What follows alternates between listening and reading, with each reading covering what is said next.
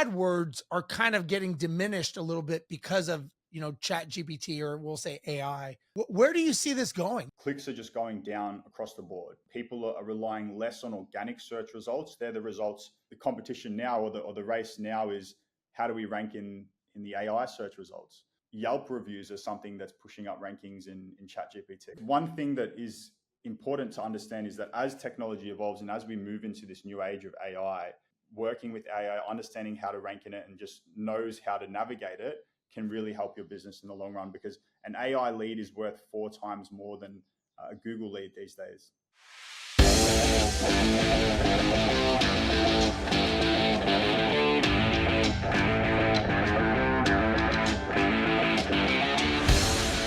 All right, everyone. Welcome to another episode of High Stakes with Steve Rozenberg. One of the reasons I do this show is obviously to introduce you to other people that I feel would be interesting for the audience. And selfishly, it's also for people that I want to meet and people that I want to talk to. And I want to kind of do a deep dive a little bit with them and get to know them, because at the end of the day, I think what we all do, whatever business we're in the relationship business, and it's human capital. And I think getting to know people and conversating with people is what this is about. The gentleman I have today, Connor Doyle, is someone who came referred to me by one of my past coaching clients who I'm still friends with. And Connor and I kind of had some conversations. I really, really enjoyed what he had to say, because he solves a problem for people with marketing. And I just thought, you know what, man, that'd be great to have you on the show and kind of let's let this rip and see where it goes. So Connor has an interesting place where he lives in the world, an interesting story behind that. So Connor, first of all, good to see you, brother. Thanks for being on today. Steve, thank you for having me. It's a pleasure to be here. Yeah. So first of all, why don't we start with, where in the world do you live? Okay, so currently I'm in Bali, Indonesia, which is a Indonesian island just north of Australia. It's about 3 hours away from the West Coast. And I've been here for almost 2 years now, but originally from Australia. Are you, what, now I've been to Bali. We talked, I've been to Denpasar and everything. What gets someone to move to Bali, would you say? That's a very good question. Definitely the weather. And Yeah. just the mindset of the people here. It's a very entrepreneurial place. A lot of digital nomads and people in business come to Bali to really just lock in on what they're doing and focus. It's a great place to network. I've met so many people here that are doing amazing things that you just would not find back home. So I would say the weather and the networking here is amazing. Kind of the mindset, would you say? Absolutely, yeah. So you used to live in was it Melbourne you lived in? So I'm originally from Melbourne. I lived in Sydney for a few years for work, but yeah, definitely from down south in Melbourne. It's quite cold there compared to Bali. It's stinking hot, especially this time of year.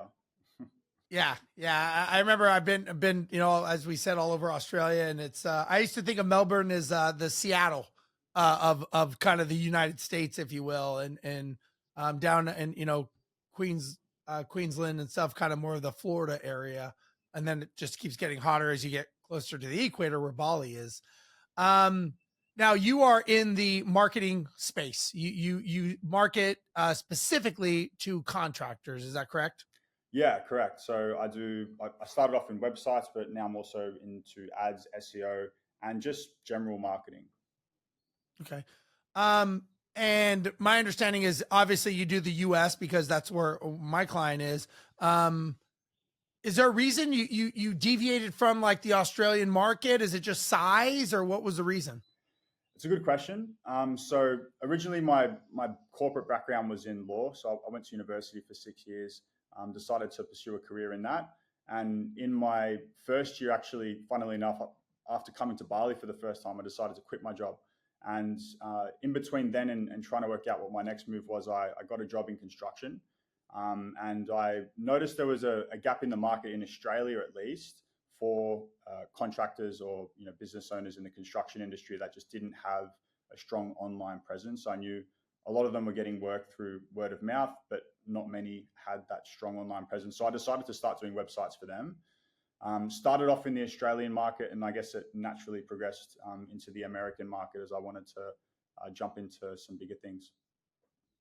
Let me ask you this, and you and I have had some conversations, and I thought the knowledge that you have is very impressive, by the way. And I've been doing this for a while, and I've been fortunate and unfortunate with having marketing people, and I really appreciated your honesty and how you did things. Um, do you think you're at a disadvantage by not being in the US, or is it irrelevant in this day and age with technology? I would say in if you were in Australia asking me that question, I would say yes. Like Aussies prefer to work with Aussies, but what I've noticed about working with Americans is they're so used to working with people from across the globe. I do get people Yeah. here and there say, "Oh, I want to work with someone locally," which is fine. I respect that. I get that. But for the most part, I would say American business owners are completely okay with working from someone in a different country. I remember when I was speaking on tour in Australia, the biggest, and this is in 2017, maybe 2018. The biggest challenge people had was actually having a virtual assistant that was not Australian. I know that was a big, people really had a big mental block of using maybe a Filipino virtual assistant or something like that. And I know that was just not picking up the phone and talking to someone that was Aussie. I mean, Kiwi was one thing, but Filipino was completely off the wall for them. And I'm sure it's evolved now. I know a couple people that have virtual assistant companies that do service the Australian market. So you're in the contracting space, and this may be more of a generalized question. Like, what do you see as the biggest problem? Like, and the reason I ask this is marketing always seems to be that gray glob, dark drab that nobody can understand or figure out.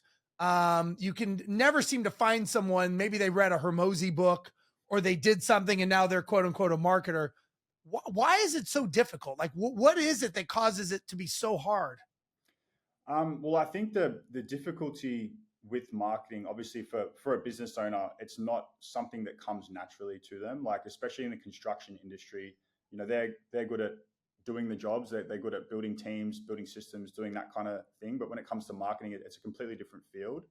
Um, I think the biggest problem in the field of marketing most of the time for agencies in particular is managing expectations, like just letting a customer know what they can expect working with you and making sure that that at least matches or surpasses what they expected. On the marketing side, I think that a big problem that I notice as well is not being specific enough in the advertising to speak to the particular person that you're trying to target. I'll give you an example. So, if you're a remodeler advertising a bathroom renovation, the avatar that you're going to speak to in an advertisement advertising a one-day bath transformation is very different from the avatar that would want a high-end luxury renovation. So getting very specific with the type of customer that you want to target and speaking to that customer like a dog whistle would speak to a dog, I think is the biggest problem when it comes to marketing. Got it. Um, is there a, and this is, I know this is a canned question or you may hard to answer, but because I'm sure the answer is going to be depends, but is there a budget people should set aside? Or let me ask you this, should there be expectations tied to the budget people want to have in relation to growth, revenue? Like, what is that formula? I think that it's a good question.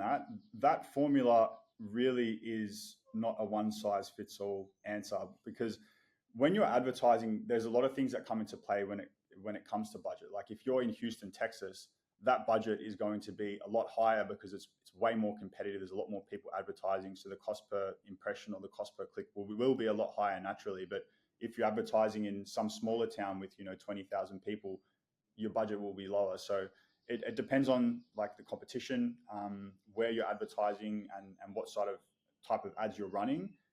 Google knows if you're selling bathrooms, or a kitchen, that's a lot more or a lot higher of a ticket size than if you're fixing someone's drain. So the budget will depend on what you're selling and where you're selling it. Got it. Okay. What is, you and I discussed this and I've I've learned that, like everything, it changes, right? I mean, everything is changing all the time.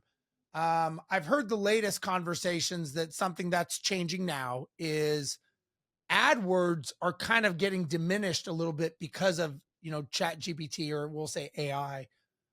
Where do you see this going? Like, is that true, first of all? And if so, what is that pivot? It's absolutely true. More people are turning to AI to conduct their research now, and naturally, clicks are just going down across the board. People are relying less on organic search results. They're the results underneath the Google Map Pack, and they're turning more to places like ChatGPT, Perplexity, or even Google has their own version of AI now. So I guess the competition now, or the race now, is how do we rank in the AI search results. And we're seeing quite a number of factors that come into ranking in AI results. Things that you wouldn't expect, for example, right now, and obviously this does change. Yelp reviews are something that's pushing up rankings in ChatGPT. Really? Which is funny. Yes. You would think that they would look at Google more, but from the research, people are saying that Yelp reviews for some reason are ChatGPT likes them. But I guess one thing that is important to understand is that as technology evolves and as we move into this new age of AI, we really need to set our business up to rank in that new domain, which really is blue ocean right now, because not many people know, like even the top agencies don't know, because it's constantly evolving.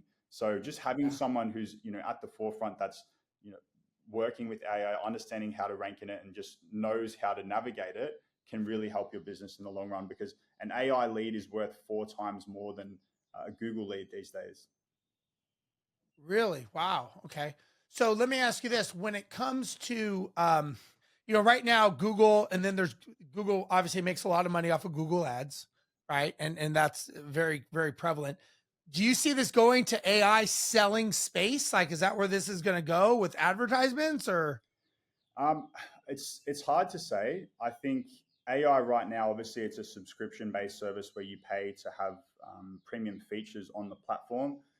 Whether they come to the point of running ads on the software, it's hard to say. I think they always have a way of monetizing it.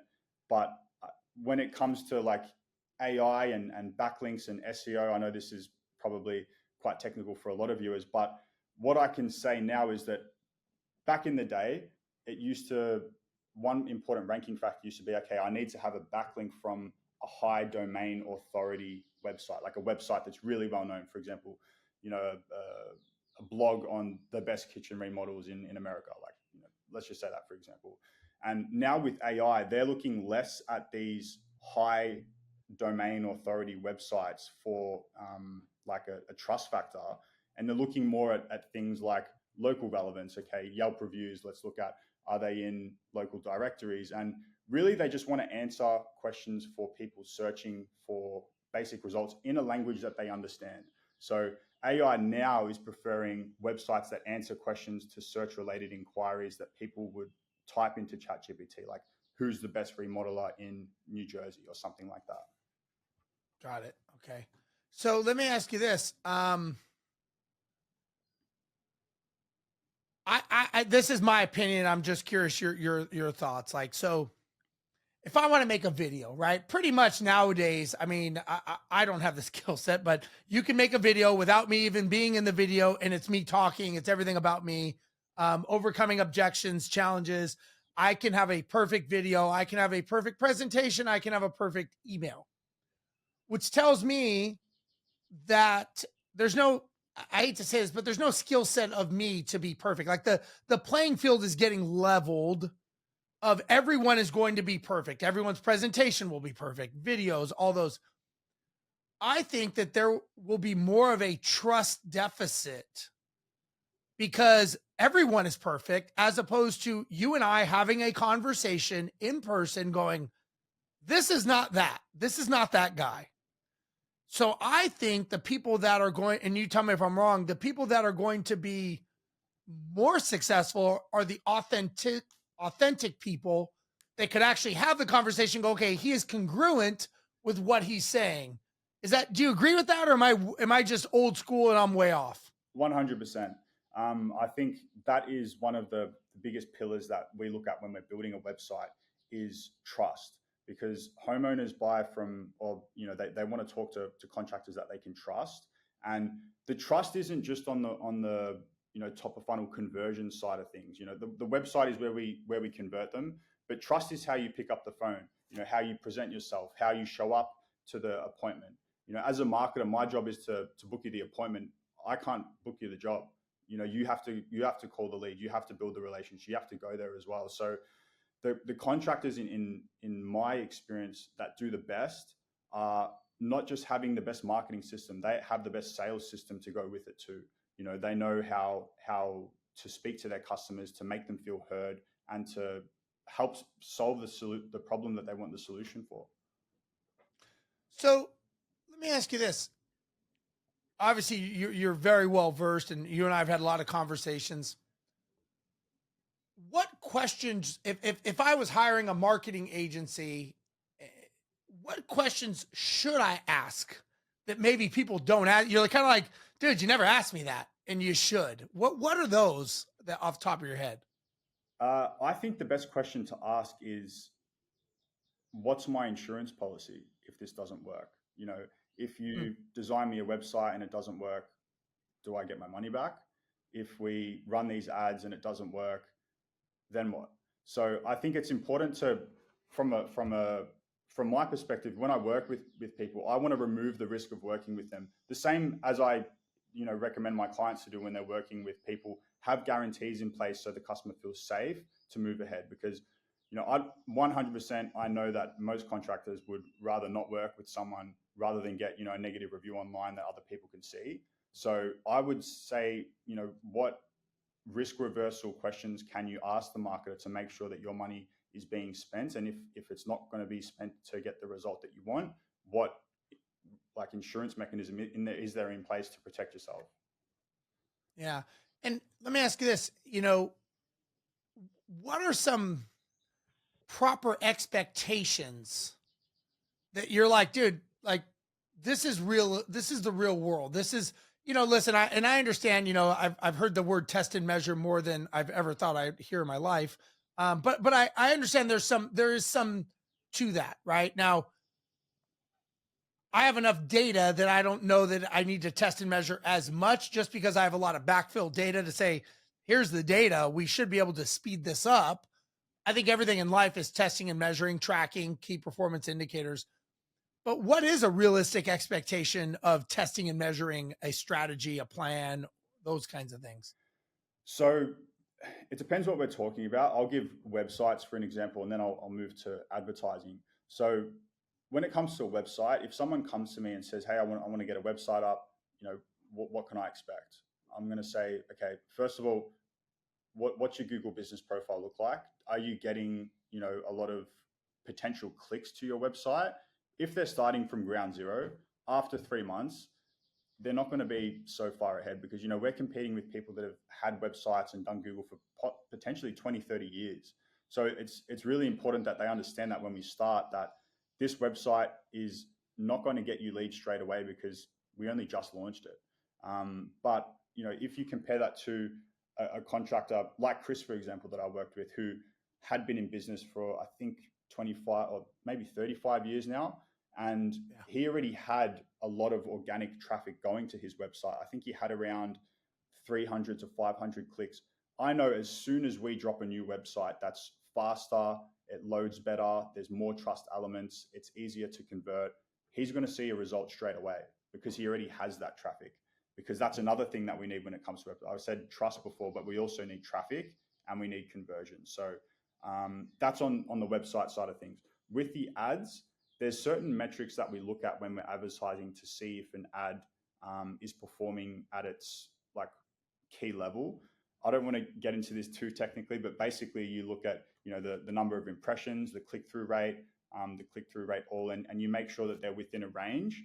And on Meta specifically, I know that within the first 3 to 4 days, you can tell whether an ad is performing as it should, and if it's not, you need to start from scratch and try again. So let me, there's the paid side, and again, I've learned this more than I ever thought I'd ever want to know. But there's obviously the paid side and there's the organic side. Are they both equally as important? Is there one that people should focus on first, then the other? Is one not even relevant? Like, give us some background on that. So I would say that paid paid is like a steroid. You know, if you're going into the gym for the first time and you've never lifted a weight, is it a good idea to take steroids? Probably not.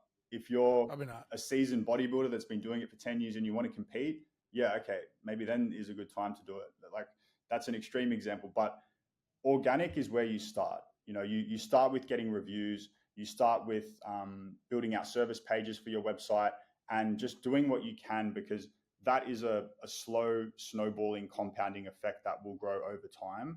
Once you get to the point where you can afford to run ads, I would say, okay, that's a good point to start. However, if you're a business that's starting with a big budget and you're willing to just start shooting straight away, ads can work. But my recommendation for a new business starting out that might not have that budget is to wait until they can afford to spend, anywhere from between 1,500 to $3,000 a month. Got it. Okay. So 1,500 to $3,000 is a good gauge to start. For ad spend, I would say yes. When it comes to lead generation campaigns, so there's a lot of different campaigns you can run, but for lead gen, I would say that is a good starting budget. So you and I were talking. I was telling you that I had done some stuff with Hermosi and other people, and one of the things that he was very, very big on was client acquisition costs, CAC, and LTV, lifetime value of the client, and then the ratio of CAC to LTV. Those were the golden things that they kept asking everybody. Whenever you talk to me, you'd say, "What's your CAC? What's your LTV? What's your LTV to ratio?" Do you agree with that? Is that a vital a baseline indicator for the of the company, or what are your thoughts? 100%, because I think if you don't know your metrics and you don't know how much it costs to acquire a client, and we know how much we're paying a client, like, the number without a reference point will make no sense. So it's important to know your data, to know where you're starting from, so then you can judge the success of a campaign based on that baseline. So, for example, if you find out your CAC is $500 and you're paying $1,500 or $600 for a lead, that just doesn't make sense, does it? So you want to make sure that you know your numbers first, and then once you have that baseline, you can judge performance of the future based on where you're starting from. Got it. So let me ask this: as for you as a business owner, what is your bottleneck? Like, where is your limit come in?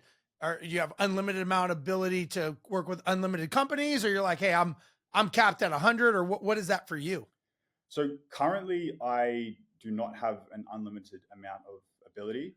I think I'm still working through our process of setting up a client acquisition system as well. I know a lot of our work has been referral based, but I am looking to tap into some more automated systems of outbound outreach to acquire new clients.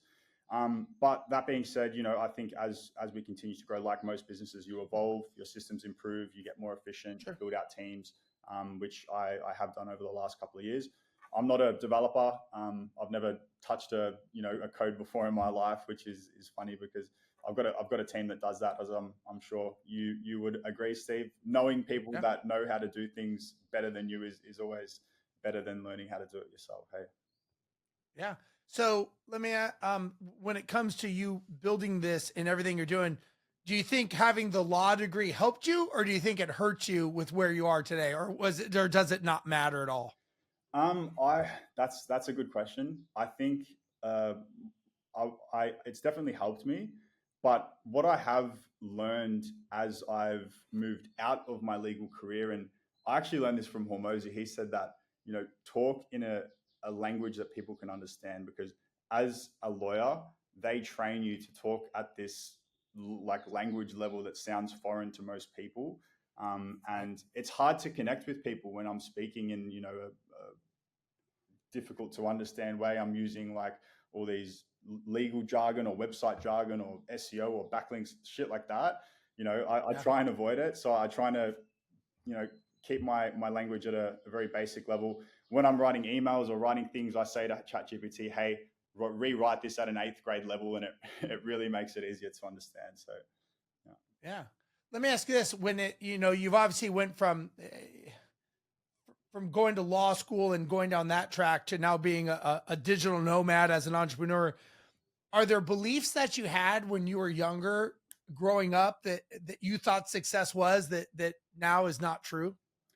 Yes, I think when you go through the schooling and university system, there's no real exposure to anything else that's out there.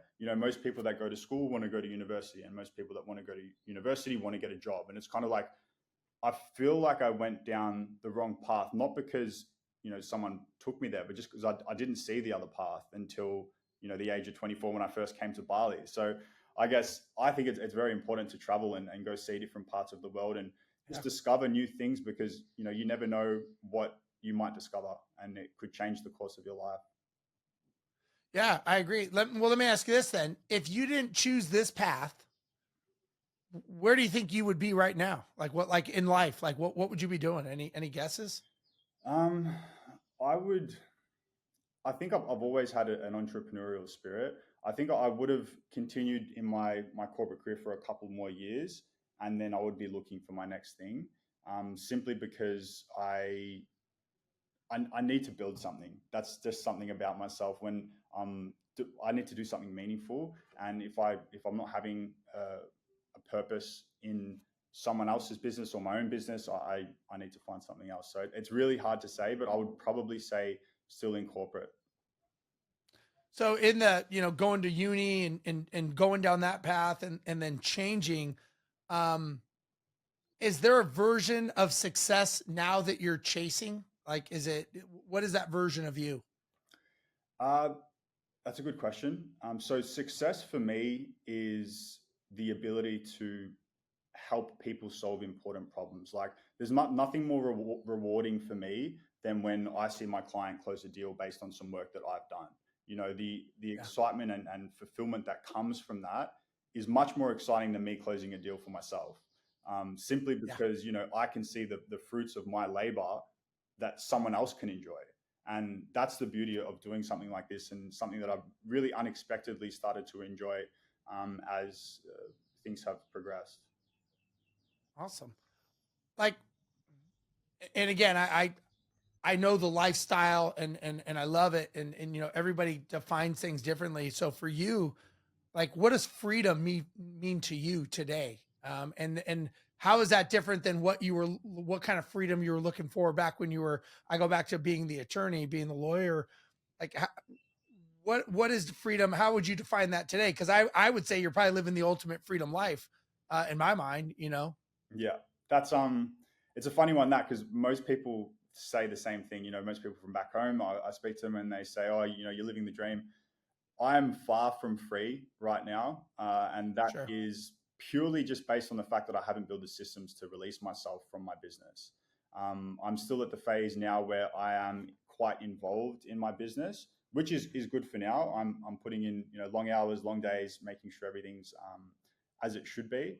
But I guess that is one of my next goals, is to build those systems out so I can fully remove myself and then be free. But I think once I get to that stage, I'll start getting that itch again to do something more. So I'm just trying to enjoy the process. Yeah, no, that's great. And I mean, if somebody's watching this wherever they may be in the world, and they're stuck in their own, survival mode, what do you think they need to hear, like from someone like you, that you wish you would have heard early on? I think it's important to come back to fundamentals. Like what do you want from life? For me, I wanted time, location, freedom. I wanted the ability to work with people that were doing amazing things, and I wanted to be able to do it from anywhere in the world. So naturally, I decided to look into this space. So I think start from there, and then I guess from the process of elimination, work it out, or narrow things down to what you think you might be good at, and then just try it out. You might think you like something and you try it and you don't, but you won't know unless you try. But one thing is guaranteed: if you're in a position where you're not fulfilled and you're, I guess, Joe Rogan says that quiet desperation period where every man lives in quiet desperation. If you feel like you're in that point and you do nothing about it, you will still be in that point years later. So it's important to try and keep trying until you find it is what you're looking for. That's awesome. All right, I got one last question for you before we wrap this up. I always ask my guests this.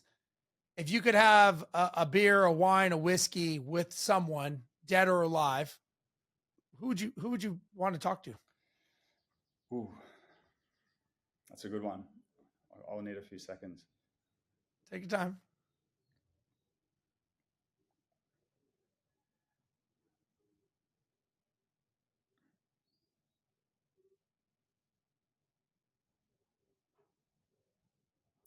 Okay. I would like to have a beer. This is, I guess, not really relevant to anything that I'm doing, but I would say Mike Tyson. I think he has lived one of the craziest lives I've ever heard of. Interesting. I read his book, and I would just love to hear about, more about what he experienced in his upbringing and what led him down the path that he chose. Wow, I've heard a lot of people. I've never heard Mike Tyson. Was the book good? I may have to read that. Oh, it's an amazing read. Amazing read. Yeah. Huh. Awesome. All right. Well, good. I'm glad you told me that. I always, again, selfishly, I learn things when I'm on these, and today I definitely learned a lot. So, Connor, if people want to reach out to you and talk to you about marketing and all that, how do they find you, man? I'm most active on Facebook. So my name is Connor Doyle. Alternatively, you can find me on my website. It's remodeltitans.com. All right. Connor Doyle and remodeltitans.com. And we'll have that in the show notes. Connor, man, thank you so much for being on today, man. I know it's early in the morning for you over there, and I appreciate you taking the time. And I'm very impressed by what you've done. I've had you on here. We're going to have you on our group coaching calls with my coaching clients, because I think we should share when we meet someone that we think could be effective. I think we share it, and I think we did that today. So, personally, I just want to thank you for being on the show, man. Thank you. No, thank you, Steve. It's a pleasure to be here, and a pleasure to chat. And if anyone wants to reach out and ask me any questions, feel free. I'm more than happy to chat. And thanks again, Steve. Awesome. Well, on behalf of Connor and myself, I want to thank you for watching another episode of High Stakes with Steve Rozenberg. We'll be back next week with another amazing guest. Until that time, be safe, take care, talk to you later.